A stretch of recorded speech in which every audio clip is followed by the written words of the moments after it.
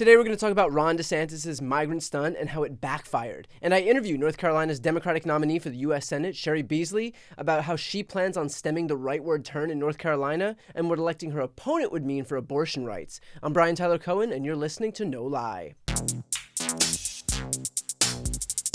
So by now you've likely heard that a group of about 50 migrants was flown to Martha's Vineyard, a stunt that Florida Governor Ron DeSantis took credit for.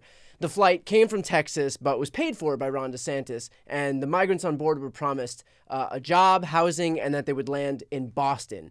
They were instead sent to a remote island off the coast of Massachusetts where there were no jobs and no housing, because lying to these people wasn't those Republicans' concern. Their concern was just getting them on the plane. On the plane, by the way, with a videographer, according to Democratic Congressman Bill Keating, who represents Martha's Vineyard.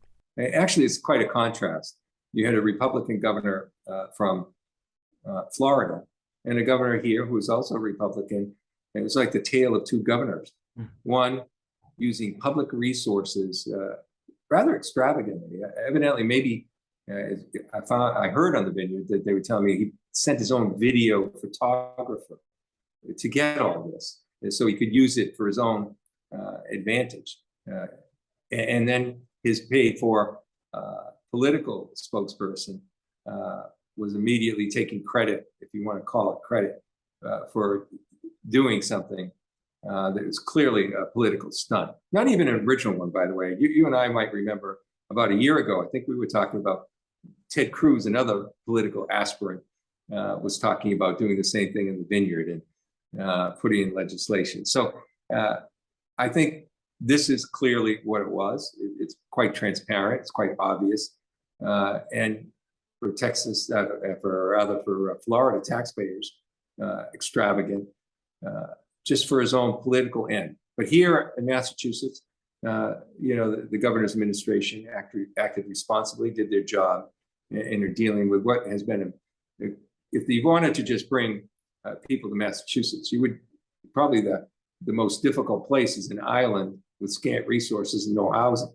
But evidently he thought there was some political cachet in doing it. DeSantis sent a videographer with the migrants to capture the reactions of Democrats who he was trying to screw over. If there was any doubt about the extent to which this stunt was solely intended to hurt people, from the migrants to the residents who received them, that should be put to rest. But remember, pro-life.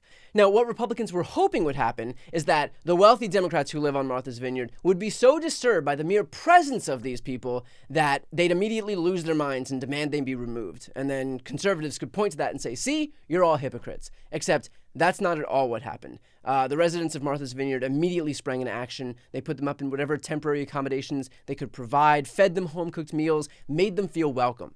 In other words, the party of Jesus Christ himself decided to use human beings as political props because they expected the Democrats to react how they would have reacted. And instead, all of those godless heathens in liberal Massachusetts treated the migrants with decency and respect and humanity. Now, ultimately, let's remember one thing. Martha's Vineyard is an island. It's not equipped to handle 50 migrants in the same way it's not equipped to handle 50 permanent residents of any national origin, and especially with zero warning beforehand like the Republicans gave. What they could do is what they did. Massachusetts Governor Charlie Baker, who, by the way, is a Republican, had them transported to a base in Cape Cod, where the state was able to provide shelter, food, and other essential services. Baker also activated 125 members of the state National Guard to help. And so what did Republicans take away from this? That the Democrats deported them. Ted Cruz logged onto Twitter and posted relentlessly, including in response to my own tweet, which I'll put up here on the screen, that the migrants were deported. Except I'm not sure that Ted Cruz knows what deported means, considering these people were transported to a different city in the same state that could actually offer the services that these migrants needed to survive. Somehow Republicans looked at that situation and saw deportation. But let's just be honest here. This was the story that they were going to run with all along. Republicans knew from the start that an island could not handle 50 residents who needed shelter, jobs, and social services, meaning that their little deportation tweets were written the moment that plane took off. What they were actually looking for, though, was for the people of Martha's Vineyard to respond in a certain way, the way that Republicans respond to these people, in effect. And the people of Martha's Vineyard didn't. They fed them, they housed them as well as they could. They were kind to them, they treated them with humanity. But that wouldn't work for these Republicans and their narrative, and so they just ignored all of that and ran with their deportation tweets and stories anyway. Like, the New York Post headline was, "Liberals deport migrants," which is one way to describe sending them to the closest city that could give them everything they need to survive. In other words, when the GOP didn't get the reaction that they needed out of this whole stunt, they just pretended they did and ran with that anyway. And so, I've covered this story a few times on this channel. I'm covering it now. And I'm sitting here thinking to myself, am I doing the Republicans' work for them by covering this story? I mean, this is what the GOP wants to run on, immigration. They need to figure out some way to stop people from talking about abortion rights. And so they cooked up a stunt and they got what they wanted.